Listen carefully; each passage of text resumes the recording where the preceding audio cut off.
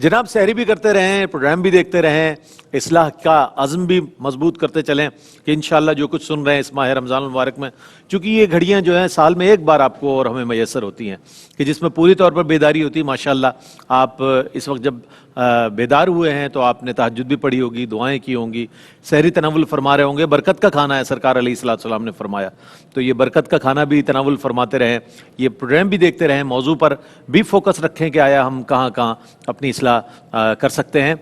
Callers को शामिल करेंगे इस सेगमेंट में और आपके सवालात को शामिल करेंगे, अपने मौजू पर भी बात करते रहेंगे। अच्छा मुफ्ती साहब, चूँकि मौजू से मुताल्लिक़ एक सवाल बहुत ही अहम है कि ज़बान की हिफाजत आया कैसे की जाए, ये बड़ी मुश्किल बात है। कैसे मुमकिन है ताकि आज से जो लोग करना चाहते हैं इस अज़्म के साथ कि भाई इंशाअल्लाह हम आज के बाद ज़बान की हिफाजत करेंगे, क्या रहनुमा उसूल है उसके? जी हाँ, देखें ये इंतहाई मुश्किल चीज़ है, इसीलिए नबी करीम सल्लल्लाहु अलैहि वसल्लम ने इसकी हिफाजत पर जन्नत का वादा फरमाया। इनाम इतना बड़ा हो तो वो काम आसान कैसे हो सकता है लेकिन बहरहाल जिसके लिए अल्लाह आसान कर दे तो कर दे। इसमें सबसे पहली चीज़ तो है गुनाहों की मारिफत, कि ज़बान से कौन कौन से गुनाह होते हैं। जब ये मारिफत जहन में होगी तो पहली बात तो ये कि हम उस गुनाह को करने से रुकेंगे, और अगर खुदा न खास्ता बतक़ाज़ाए बशरियत मिसयूज़ हो गया ज़बान का तो तौबा की तौफ़ीक़ हासिल हो जाएगी। इसलिए सबसे पहली चीज़ है इल्म हासिल करना। दूसरी बात यह है कि अच्छी सोहबत और अच्छा माहौल। बाद औक़ात हम मजबूर होते हैं, स्कूल भी जाना है, कॉलेज जाना है, यूनिवर्सिटी जाना है, बकोरे किस्म के दोस्त मिलते हैं, जैसे वो गालियाँ बकने वाले आपने कहा। हमारे दोस्त थे, वो जब 10 मैट्रिक के बता रहा हूँ, वो क्लास में दाखिल होता था सबसे पहले बहुत ही भारी किस्म की गाली देता था, पूरी क्लास हंस पड़ती थी। सबको मालूम हो जाता कोई आ गया है। वो अपनी आमद का ऐलान ही इस तरीके से, इस मुबारक तरीके से करता था कि वो सारे समझ जाते थे कि फितना आ गया। तो खुलासे के इसी तरह छोटे छोटे बच्चे होते हैं, देखें वो माँ बहन की तोतली ज़बान में गाली देना, सब कहते हैं और लोग देता है, मुफ्ती साहब गाली दे के वायरल कर रहे होते हैं उसको, वो तेरी बहन की तेरी माँ की वो करता है ना, तो बड़े खुश होते हैं, शाबाश शाबाश शाबाश, भाई क्या इसने काम किया, ला हौल वला कुव्वत। तो खुलासे कलाम ये कि एक तो ये बच नहीं पाते, तो फिर उसमें ज़रूर है कि अपने जहन में रखें, जैसे हज़रत ने हदीस पढ़ी मन सौमता नजा, जो चुप रहा उसने नजात पाई। तो ये हदीस है, नबी करीम सल्लल्लाहु अलैहि वसल्लम ने फरमाया कि अगर कोई किसी मकाम पर हो और वहाँ कोई गुनाह हो रहा है और वो दिल में उसको नागवार जाने, तो वो ऐसा है जैसे वहाँ मौजूद ही नहीं। और अगर कहीं गुनाह हो रहा है और कोई उसको दिल में अच्छा जान रहा है तो ये ऐसा है जैसे वहाँ मौजूद है। इसका मतलब है गुनाह की बात सुनकर, गुनाह का मंजर देखकर उसको अच्छा समझना, गोया कि उसमें शरीक होना है। तो एक अगर ऐसी मजबूरी की सूरत हो तो इंसान लाहौल पड़ता रहे दिल में, उसके बुरे असरात को अपने दिल से दूर करने की कोशिश करे, बाहर निकल के अल्लाह की बारगाह में इस्तिग़फ़ार करे और अल्लाह से अर्ज़ करे, अल्लाह ताला मुझे अच्छी सोहबत अता फरमा के ऐसे मैं लोगों से बचूँ। लेकिन मुश्किल बहुत है, रिश्तेदार देख लें, ऑफिस फैक्ट्री का माहौल, फिर स्कूल कॉलेज, लेकिन बचे। और जब ख़ुद अकेला होता है तो अपनी ज़बान को कंट्रोल में करे, सोचता रहे, और जब लोगों के सामने हो तो जहन में अगर चाहें तो शुरू में ये रियाजत कर लें, मैं कोई गलत बात नहीं कहूँगा, मैं कोई गलत बात नहीं कहूँगा, मैं कोई गलत, दिल में कहता रहे तो इंशाअल्लाह हाँ ये हाजिर रहेगा जहन के अंदर कि मुझे गलत बात नहीं कहनी। एक दो दफ़ा मुजाहिदा करके देखें, उसके बाद जो दिल में नूर पैदा होगा वो इतना ज़बरदस्त किस्म का नूर होगा कि इसके असरात ज़ात तक महदूद नहीं रहेंगे, सामने वाले पर जाएंगे। मुझे याद है अच्छी तरह, जब मैं नए नए दीन के माहौल में आया तो एक साहब के साथ में अक्सर हुआ करता था, वो जाते थे तबलीग कर रहे तो मैं साथ चला जाता था, वो कोई बोलते ही नहीं थे, खामोश रहते, और मुझे इतनी कोफ्त होती थी कि यार कुछ तो बोले ये आदमी। लेकिन मैं अकेले जब पहुंचता था फिर मैं हैरान होता था कि इसका ज़बान का कंट्रोल कितना ज़बरदस्त है। तो अल्हम्दुलिल्लाह उस सोहबत की बरकत से काफ़ी हद तक अपनी ज़बान को कंट्रोल करने का मौका मिला। तो अब ये तीसरी चीज़ ये कि अच्छे लोगों की सोहबत में रहे, ऐसे लोग जो ज़बान की हिफाजत का शऊर रखते हैं, और अगर ऐसा ना मिले तो तन्हाई बेहतर है। इसके अलावा वो ज़बान से तबलीग करना शुरू कर दे। अगर कोई गीबत कर रहा है उसको प्यार से समझाए, गीबत ना करो, बुरी चीज़ है, झूठ बोल रहा है ना करो। अब खुद कुछ करने लगेगा ना तो 10 दफ़ा एहसास होगा कि नहीं भाई मैं सबको मना कर रहा हूँ और खुद करूँगा, लोग कहेंगे मौलवी तू खुद कर रहा है, तो ये चीज़ भी इंसान को रोक देती है। इस तरह ख़वातीन जो हैं ख़ास तौर पर, इनके लिए तो बहुत ही मुश्किल है। खातून हमारे कुछ थी रिश्तेदार, वो गीबत कर रही थी तो उनको मना किया आप ऐसा ना करें। कहने लगे ये बताओ हम ये ना करें तो क्या करें? और क्या करें, ये भी और क्या करें? फिर कहने लगे तुम लोग क्या करते हो, एक दूसरे का मुंह देखते रहते हो। वाकई बड़ा दर्दनाक सूरत हाल है, और इतनी मतलब बहुत मुश्किल सूरत है, बहुत क्रिटिकल पोजीशन पे थी वो। वाकई वो बहुत मुश्किल है कि क्या करें हम। 2-2 घंटे गीबतें करने के बाद कहती हैं आखिर में हमें क्या, छोड़ो। हाँ। वाह सुभान अल्लाह, 2 घंटे में हमें क्या।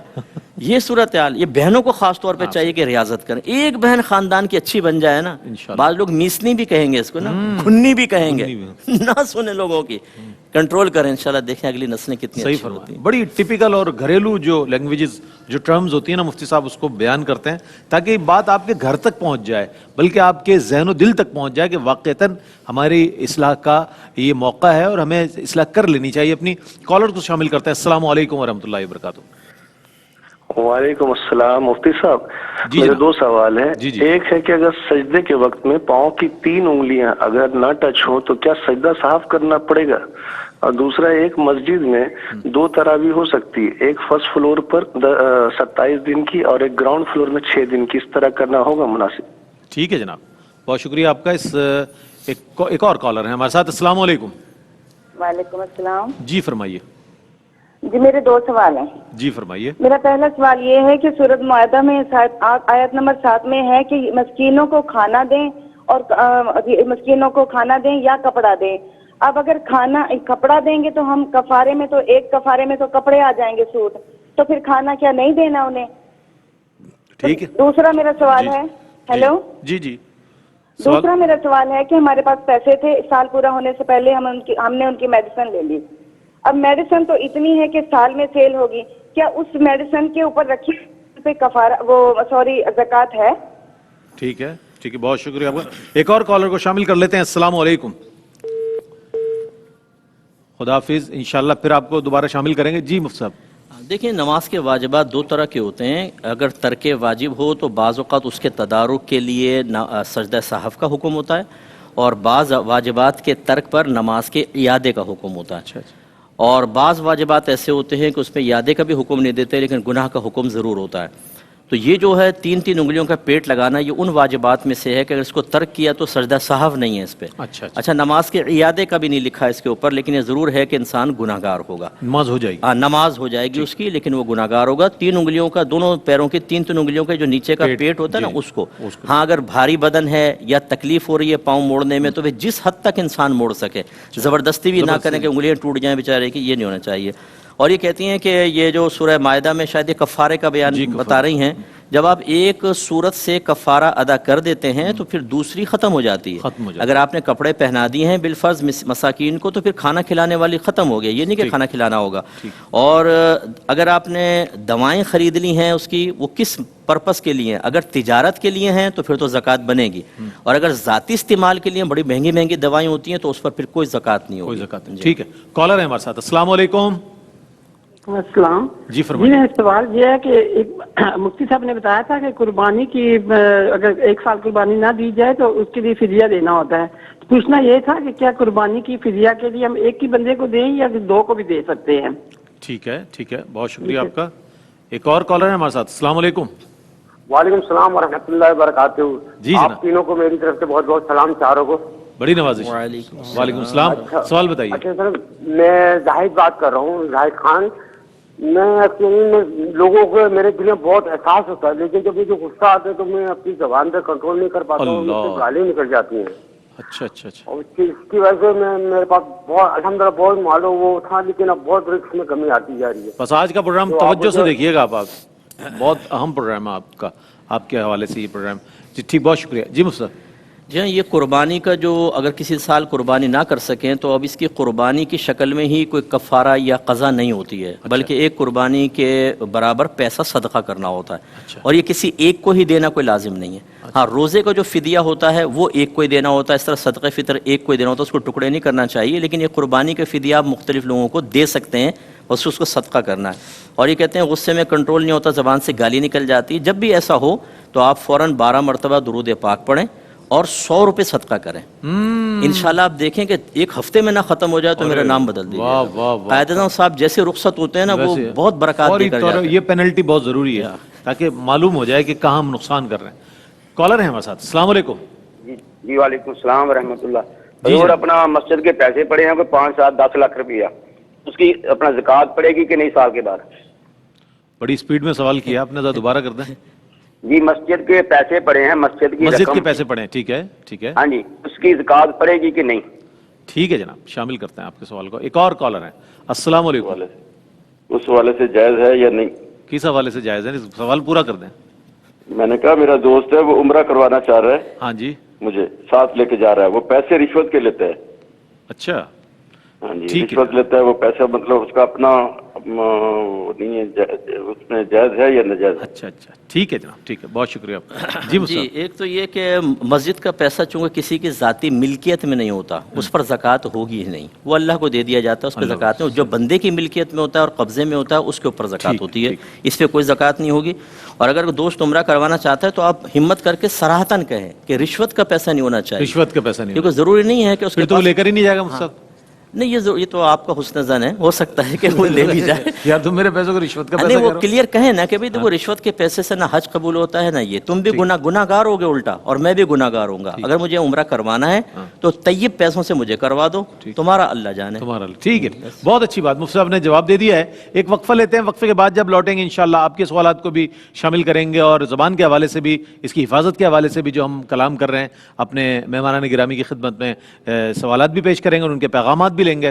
ہمارے ساتھ رہیے گا. جی جناب, علم و علماء کا سیگمنٹ ہے اور اس میں آپ کے سوالات کو بھی شامل کرتے ہیں. گزشتہ جو سوالات آ گئے تھے, میں چاہتا ہوں قبلہ مفتی محمد اکمل مدنی صاحب ان کے جوابات دینے سے قبل ہم مزید سوالات کو شامل کر لیتے ہیں. السلام علیکم.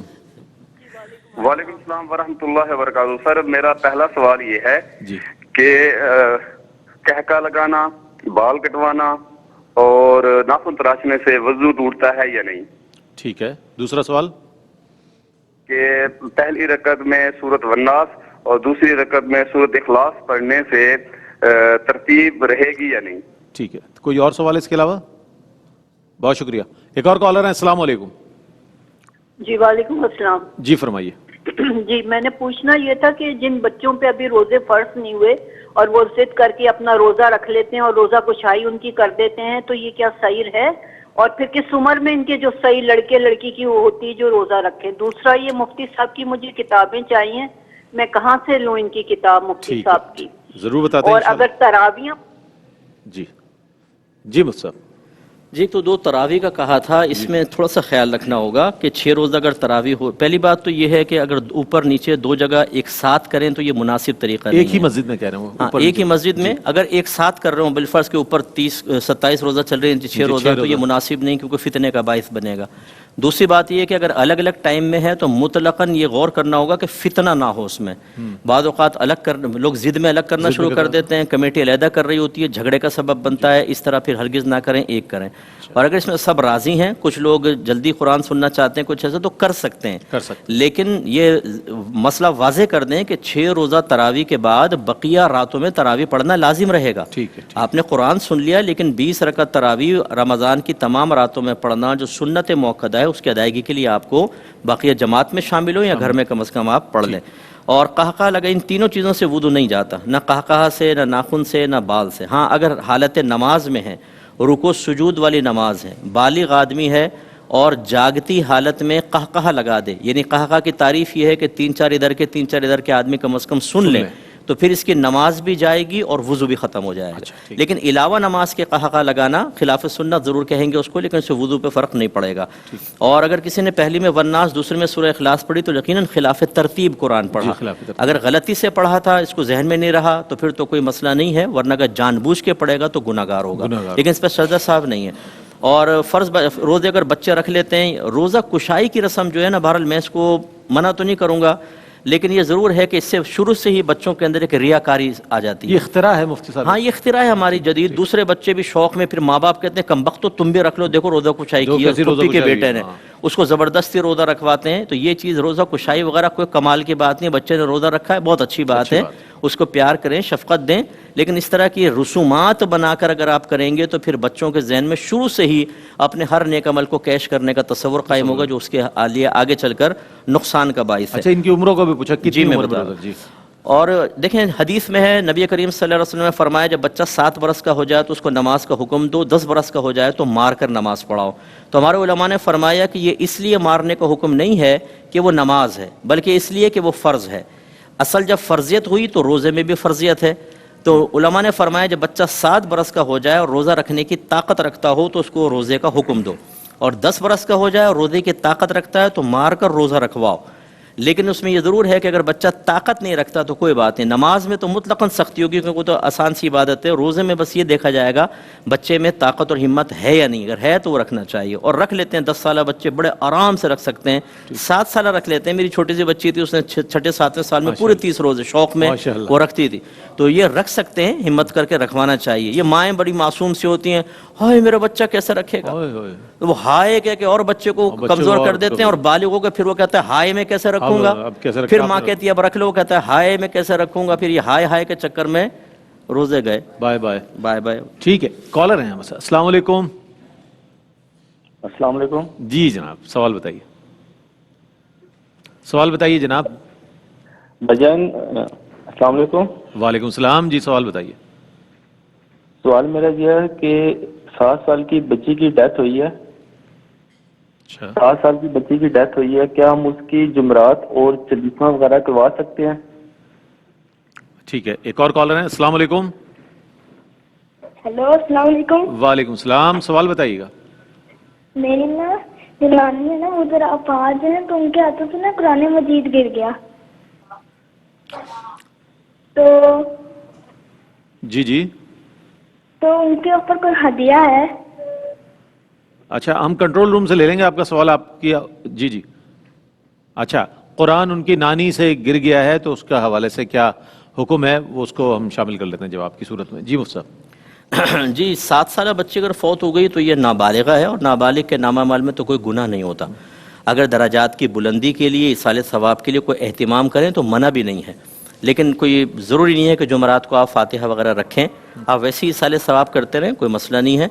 بالغ بھی فوت ہو تب بھی یہ کوئی جمعرات کو رکھنا کوئی فرض یا واجب نہیں ہے, مستحب ہے. اچھا ہے کریں, تو اس بچی کے لیے بھی کرنا چاہیں کر لیں, لیکن کوئی یہ لازم نہیں ہے.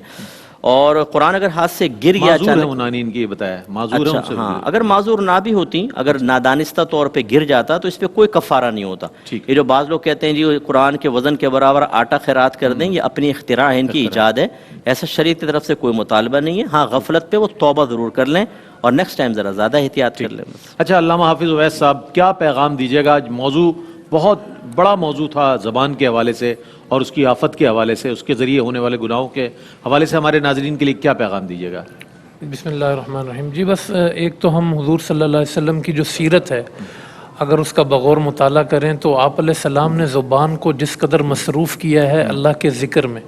ہمارے ہاں جیسے 40 مسنون دعائیں ہیں, یعنی ہر مرحلے کی ایک دعا ہے جو آپ صلی اللہ علیہ وسلم پڑھا کرتے تھے. میں سمجھتا ہوں وہ 40 دعائیں بندہ پڑھنے لگ جائے جو حدیث میں, اس کو پھر نہ جھوٹ کا موقع لگے گا نہ اس کا غیبت کا ٹائم لگے گا. یعنی آپ کے یومیہ جو ہے وہ دن اور رات میں آپ کے اکثر اوقات اللہ کے ذکر میں بسر ہوں گے. تو خود آپ کا دل کرے گا کہ یار میں جب اتنی چھوٹی چھوٹی چیز پہ, پانی پینے سے پھر میں دعا پڑھ رہا ہوں, دودھ پینے سے پہلے دعا پڑھ رہا ہوں, واش روم جانے سے پہلے, اس منہ سے میں کیا, تو پھر اس زبان پہ ہم جو ہے کلمہ طیبہ لے کر آتے ہیں, پھر اسی زبان پر ہم برائی بھی لے کر آئیں. تو یہ ایسے ہی ہے کہ جیسے ہم جو ہے وہ کسی اچھی جگہ پر کوئی گندگی ڈال دیں. زبان اللہ کی نعمت ہے, اس نے اچھی چیز کے لیے ہی پیدا فرمائی ہے, تو جو ہے وہ اس کا اہتمام کیا جانا چاہیے. ابھی ایک آیت کریمہ میں نے جھوٹ کے حوالے سے پڑھی تھی, مفتی صاحب نے قبلہ نے توجہ دلائی کہ مطلق جو لعنت اللہ علی الکاذبین ہے قرآن کریم میں, کہ جھوٹوں پر اللہ کی لعنت ہے, اس سے وہ کاذبین مراد ہیں جو کافر ہیں, یعنی ان کا کفر یا قول ہے کہ وہ اللہ کو مانتے نہیں ہیں, کلمہ نہیں پڑھتے, یا ان کا کوئی برائی ہے جس پر اللہ پاک نے ان کو کاذب کہا ہے. البتہ جو عام مومنین جو جھوٹ بولتے ہیں ان میں ہم یہ لے سکتے ہیں اس پر کہ اللہ پاک نے چونکہ کافروں کی یہ صفت کذب جو ہے وہ بیان کی ہے, تو یہ کتنی جو ہے وہ بری صفت ہے. ہاں, تو لعنت اگر دونوں کے لیے ہم کہیں گے تو جو کافروں کی لعنت ہوتی ہے اس کا معیار الگ ہے کہ اللہ نے اس کو جنت سے ہی دور کر دیا ہے, اور عام مومن کے لیے اگر یہ معاملہ ہو تو پھر اس میں بات یہ ہوتی ہے کہ اللہ کی رحمت سے دور ہے, یعنی جو اس کے ایمان اور نیک اعمال کا جو کمال ہے وہ اس سے محروم ہو رہا ہے, تو اس کو اس طرف پہنچنا چاہیے. میں بھی عرض کروں گا کہ جس طرح ابھی گناہ کے گالی کے حوالے سے ہم جب گفتگو کر رہے تھے تو ایک حدیث مبارکہ کا مفہوم میں نے عرض کیا تھا کہ جو کسی کو گالی دے تو اس کی نیکیاں اس شخص کے نام اعمال میں داخل کر دی جاتی ہیں یا اس کے گناہ اس کے نامہ اعمال میں، تو یہ اس دنیا کا معاملہ نہیں. روز حشر اگر اس نے اس سے معافی نہیں مانگی، اس کو راضی نہیں کی اور اسی کیفیت میں انتقال ہو گیا، تو روز حشر جو ہے وہ اس سے خلاصی نہیں ہوگی جب تک اس طرح اس کا مواخذہ نہ ہو جائے. اور پھر پیارے آقا صلی اللہ تعالیٰ علیہ وسلم کی حدیث مبارکہ ہے کہ جنت میں داخل کرنے والے سب سے آسان عمل جو ہے نا وہ ہے حسن اخلاق. جتنا اچھا اخلاق ہوگا جنت میں داخلہ آسان ہوگا.